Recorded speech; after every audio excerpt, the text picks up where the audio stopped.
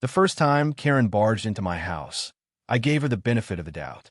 Maybe she was just confused. But the second time, she ripped out part of my dad's oxygen line, on purpose. She thought no one saw. She thought she'd get away with it. What she didn't know was that every inch of that hallway was covered by cameras. And when we rolled back the footage, yeah, even the police were speechless. You won't believe what happened next. In the quiet suburbs of Maplewood Heights, life followed a predictable rhythm. Picture immaculate lawns, pristine sidewalks, and a community where everyone knew the rules. Rules so strictly enforced that even a minor misstep could lead to fines or public shaming. At the center of this well-ordered neighborhood stood our homeowners association, a body whose ironclad regulations left little room for deviation. And none enforced those rules quite like Karen Miller. Karen, in her early 50s, always appeared impeccably dressed and armed with her trademark clipboard and smartphone. Her mission was simple: to preserve the picture-perfect image of Maplewood Heights. Every slightly crooked flower pot or overgrown hedge earned her critical attention. While many residents grudgingly accepted her vigilant oversight, I had always questioned the cost of such uniformity. I come from a family that values authenticity and compassion over conformity. My dad, a gentle soul who had, despite hard times, always kept our home warm with love and care, relied on a sophisticated oxygen system designed to support his health after years of battling a chronic condition. Our home wasn't grand, but it was filled with memories, laughter, and the comforting hum of machines that stood as guardians of our well-being. I grew up watching my dad manage his treatment with dignity and resilience, and I learned early that our home was both our sanctuary and our battleground for personal freedoms. Maplewood Heights was a place where strict etiquette reigned, yet behind closed doors, personal struggles and quiet rebellions often went unnoticed. I had long maintained that the real measure of a community lay in its capacity to respect individual dignity. So when Karen began policing behaviors that had nothing to do with public safety, when she started intruding into the intimate workings of my family's life, I knew something had to change. Her unwarranted interference wasn't merely about maintaining the exterior appeal of our neighborhood. It was about imposing her own rigid worldview on every facet of our lives. It was during one of those long, quiet evenings that everything took an unexpected turn. I had just settled into my favorite armchair with a book when my phone buzzed with an alert from our home security app. A series of motion-triggered recordings revealed a disturbing sequence of events. A figure approaching our front door at an odd hour, subtle but unmistakable movements that led all the way to the hallway where my dad's oxygen line was installed. I couldn't believe what I was seeing, and a chill ran down my spine as I watched one clip after another, each image confirming my worst fears. The footage left no doubt. Karen Miller had trespassed into my home on at least 2 occasions. The first time, she seemed lost, hesitantly wandering the halls, her eyes darting around as if searching for something. I assumed she was confused, perhaps mistaking our open door for an invitation. But the second time was calculated. In the dim glow of late evening, the security camera captured her deliberate, swift approach to the hallway. With an air of cold determination, she reached out and yanked a section of the oxygen line from its mounting, a part that had kept my dad healthy against years of illness. I replayed the video repeatedly, heart pounding as I listened to the ambient silence, broken only by the faint hum of the machine that now struggled in vain. It was an act of vandalism, a personal, invasive attack that betrayed the very essence of what our home stood for. For my family, that oxygen line wasn't just a metal tube. It was a lifeline, a testament to my dad's perseverance and our collective hope for a better tomorrow. I immediately gathered every piece of evidence. Screenshots from multiple cameras, the exact timestamps, and even the angle at which she had approached were logged meticulously. I then contacted the local police, determined to bring her actions to light. At the station, officers reviewed the footage and expressed shock at the blatant violation of privacy and property. They commended my thorough documentation, acknowledging that this wasn't a mere misunderstanding. It was willful, and it was dangerous. But the ramifications went deeper. When word of Karen's trespass and deliberate damage spread through the community, the reactions were explosive. Neighbors whispered in disbelief that someone so steeped in self-righteous authority would stoop to such lows. Discussions on community forums erupted with support for my family, along with mounting call for the HOA to rein in Karen's unchecked power. After all, if Karen believed that the rules gave her the right to invade someone's home, where would it end? I also learned that my dad's medical records, once private, were at risk of further exposure if Karen's actions had unintended consequences on the hospital's emergency response systems that were monitored by the same network. The stakes were no longer just about property rights. They were about health and privacy, fundamental pillars of personal dignity. Frustration turned into resolve. I decided that if Karen would risk violating my family's safety, she would have to answer for it. I prepared a detailed complaint to the HOA, itemizing every violation, every instance of trespass, and the emotional and financial cost inflicted by her actions. I made it clear that her behavior was not only a personal affront, but a clear abuse of the authority granted by the HOA. I presented the evidence in a digital dossier to ensure there could be no dispute. Simultaneously, I reached out to my legal counsel to explore every avenue available to us. I wanted to ensure that this injustice would not be swept under the rug. I also began publicizing the incident quietly on social media, careful to protect my privacy while sharing the undeniable evidence with a trusted community network. The digital narrative grew fast. Hashtags like hashtag #NoTrespassKaren and hashtag #JusticeForHerHome began to take shape. It felt like every neighbor who had ever suffered under the rigid enforcement of the HOA was finally speaking up. Karen, on the other hand, seemed unfazed at first, but I could sense that she was growing increasingly agitated as residents started circulating the footage and questioning her motives. There were whispers that she would soon be called to an emergency meeting by the HOA board, and that the community's patience was wearing thin. The tension was palpable, and I knew that my next steps would be critical in forcing accountability. I meticulously prepared for a confrontation by organizing another round of evidence presentations. I recorded video interviews with neighbors, capturing their shock, support, and calls for justice. I reached out to local bloggers and community advocates, ensuring that our movement for accountability would have a loud, unified voice. This wasn't merely a personal vendetta. It was a battle for the very rights of every resident in our community. In the days following Karen's invasive act, the incident exploded onto the digital stage. Videos of her trespass, especially the moment she tore away the oxygen line, were shared on community forums and social media platforms. Hashtags such as hashtag #NoTrespassKaren, hashtag #DefendOurHome, and hashtag #PrivacyMatters began trending, galvanizing support from neighbors and even drawing attention from local news outlets. Local television crews arrived in Maplewood Heights, filming interviews with stunned residents. I couldn't believe my eyes when I saw the footage, one neighbor recounted, shaking her head. We've had issues with minor fines before, but this is a violation of our home, our sanctuary. The incident quickly evolved from a single act of vandalism to a broader discussion on property rights and personal safety. Public opinion was shifting. Many no longer saw the HOA as a benevolent guardian of neighborhood aesthetics, but as an instrument of oppression that allowed individuals like Karen to overstep their bounds. At an emergency HOA meeting, held in a cramped conference room with fluorescent lights and tense murmurs, board members debated the gravity of the situation. Some staunch supporters of Karen insisted that her actions, however extreme, were within the scope of enforcing community rules. But increasingly, voices of dissent grew louder.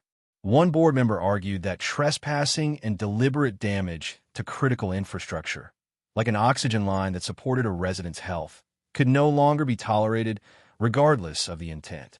The leaked minutes from this meeting, later circulated online, painted a picture of a board divided between old-fashioned rigidity and a newfound respect for individual rights. The local police, upon receiving my formal complaint, launched an investigation. Officers reviewed the evidence with clear dismay, and a detailed report was filed, stating that Karen's actions constituted criminal trespass and deliberate property damage. The report recommended that the case be forwarded to the district attorney, and it underscored the severity of violating the sanctity of someone's home, especially when lives were potentially at stake. The investigation added official weight to the outcry, intensifying the demands from the community for the HOA to act decisively. I continued to document every development meticulously.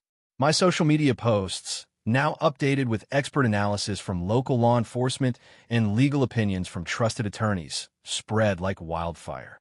Digital petitions demanding that Karen be held accountable attracted thousands of signatures. The online community rallied, with hashtags like hashtag Karen must pay and hashtag protect our homes trending throughout the day.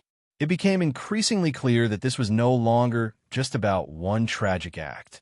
It was about dismantling the toxic culture of unchecked authority in Maplewood Heights. In the meantime, Karen's public image began to crumble.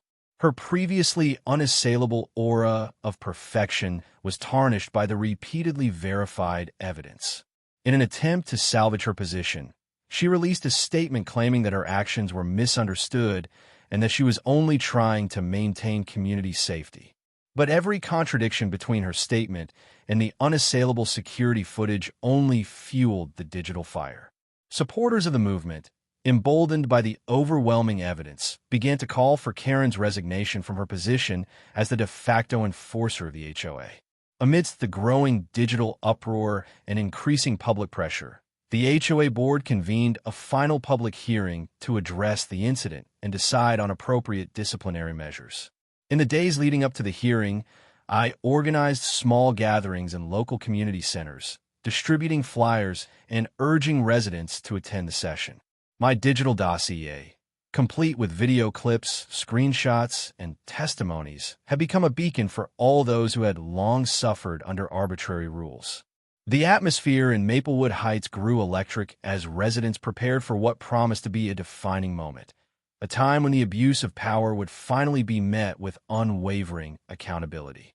On the morning of the hearing, the community center buzzed with anticipation. Dozens of residents, many wearing supportive slogans on T-shirts and carrying handmade signs proclaiming "Respect our homes" and "Privacy matters," filled the room. The stage was set. The HOA board was about to face the combined weight of digital evidence, community outcry, and official police reports that declared Karen's actions unacceptable. The collective sentiment was clear.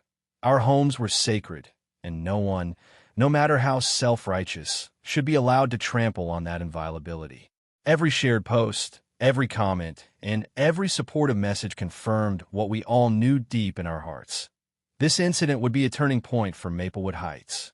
If the HOA board failed to hold Karen accountable, the cycle of arbitrary enforcement would continue unchecked. The stakes had never been higher, and the community's voice was louder than ever. The decisive moment arrived on a clear, crisp morning in a packed boardroom at the Maplewood Heights Community Center. The room was filled with a diverse assembly: HOA board members, local law enforcement officials, community leaders, and hundreds of determined residents who had gathered to witness the final public hearing on the matter. With unwavering resolve, Councilwoman Samantha Reed stepped up to the podium. Her eyes swept over the expectant crowd, reflecting both the pain of past grievances and the hope for a better tomorrow. After an exhaustive review of all digital evidence, including time-stamped security footage, detailed police reports, and the impassioned testimonies of our residents, we have reached an undeniable conclusion. Councilwoman Reed began, her voice steady and commanding. It is abundantly clear that the actions taken by Mrs. Karen Miller, specifically her repeated trespass into private homes and her deliberate damage to a critical oxygen line, were not acts of misguided concern, but rather a gross abuse of power driven by personal bias and a lack of regard for our community's well-being. A hushed silence fell over the room as Reed continued. Effective immediately, the HOA board will rescind all fines and sanctions imposed as a result of this incident, and we will initiate a full disciplinary review of the policies that enabled such egregious behavior to occur. Furthermore, we will implement new, transparent guidelines to protect the property rights and the safety of every resident in Maplewood Heights. Today's decision is not just about rectifying a single violation. It is a resounding declaration that our community's values of privacy, safety, and individual freedom will not be compromised by any one person's overreach. Her words resonated deeply. As murmurs of approval swept through the room, a longtime community advocate rose to speak. "Today, we stand united," he declared with fervor. "No resident should ever have to endure the invasion of their privacy or the endangerment of their home by an overzealous enforcer.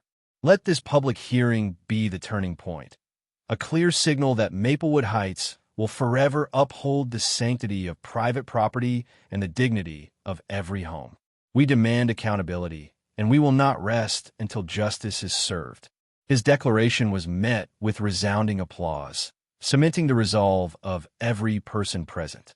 Following his heartfelt address, a senior officer from the local police department presented the final, meticulously compiled dossier, a comprehensive record that detailed Karen Miller's trespasses, the precise moment she damaged the oxygen line, and multiple expert testimonies that confirmed the unlawfulness of her actions.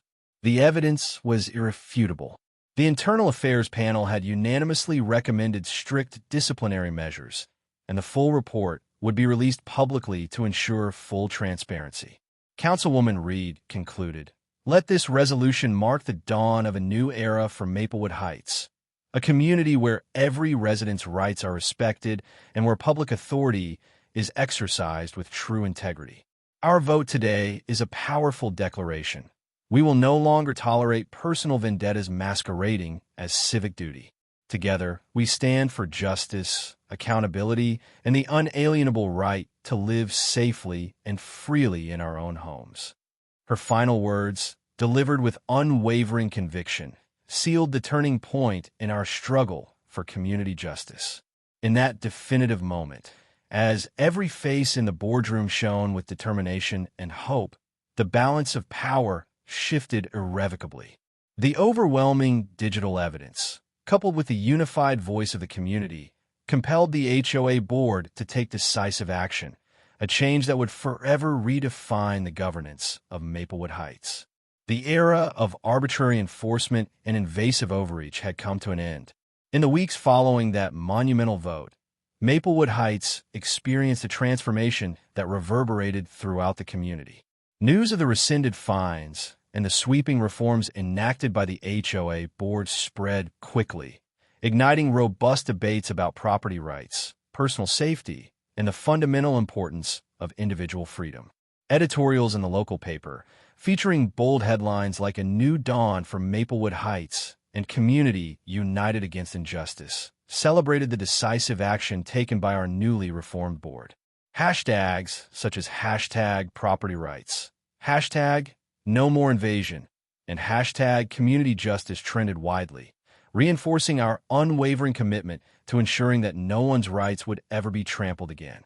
Town hall meetings and community forums drew unprecedented numbers of residents. Neighbors, once too fearful of intrusive HOA enforcement to speak their minds, now shared stories of past grievances and personal victories over arbitrary fines. "Our homes are our sanctuaries, and we will defend them," one impassioned resident proclaimed at a crowded meeting.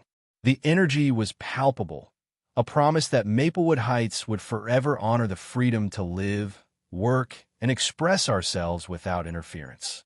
In parallel, the local police and oversight committees implemented comprehensive measures to ensure accountability. Led by Director James Carter and Lieutenant Marcus Reed, a series of training programs and transparent audit procedures were launched, focusing on ethical conduct, cultural sensitivity, and the responsible management of community resources. The goal was clear: to ensure that every complaint was handled fairly, and that arbitrary enforcement was a thing of the past. We have a duty to protect every resident's rights and to ensure that public power is never abused, Lieutenant Reed affirmed in a follow-up press conference, echoing the sentiment of a community reborn. Community leaders and civil rights organizations took to organizing workshops and forums that empowered residents to advocate for themselves. When we stand together, our combined voices create change, a local activist declared at a vibrant town hall meeting, inspiring neighbors to unite in the fight for fairness and respect. For me, the journey from confrontation to resolution was as much a personal triumph as it was a collective victory. My decision to stand up against Karen's blatant intrusion into my home and the deliberate damage she inflicted on my family's oxygen line, and my subsequent actions to expose her with unequivocal digital evidence, had not only reclaimed our dignity, but had ignited a movement. Neighbors who had long been oppressed by the fear of arbitrary fines now found their voices, and the digital dossier that captured every misdeed became a symbol of our fight for justice and personal freedom. Karen Miller, once the fearsome enforcer of Maplewood Heights' draconian rules, was now reduced to a cautionary tale, a vivid reminder that no one is above the law when a community unites for justice. Her influence waned rapidly as evidence of her past transgressions circulated widely, sparking conversations about reform and the dangers of unchecked personal vendettas. At a final celebratory event held under the golden hues of a setting sun in the Central Park of Maplewood Heights, residents, local officials, and community advocates gathered to mark the victory. A massive banner reading "Unity, Freedom, and Justice" was unfurled among towering oak trees, and heartfelt speeches reaffirmed our collective commitment to protect our rights. Today, we celebrate our triumph, a victory for every homeowner, every family, and every voice in this community, Councilwoman Reed proclaimed, her voice resonating with unyielding determination. The standing ovation that followed was not just a moment of joy. It was a resounding affirmation that our community had reclaimed its power. As each new day dawned over Maplewood Heights, the legacy of that fateful confrontation served as a beacon of transformative change.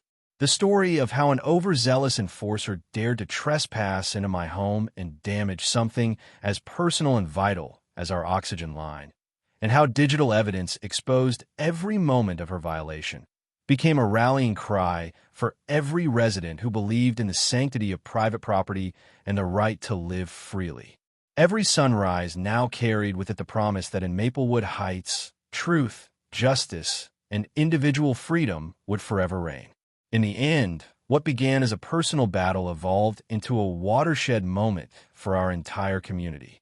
We emerged more united, more vigilant, and more determined to safeguard our rights against any form of bureaucratic overreach. And as the sun rose each morning over our reclaimed neighborhood, it carried the unwavering promise that Maplewood Heights would forever be a place where creativity, integrity, and respect for individual rights shone as brightly as the morning light.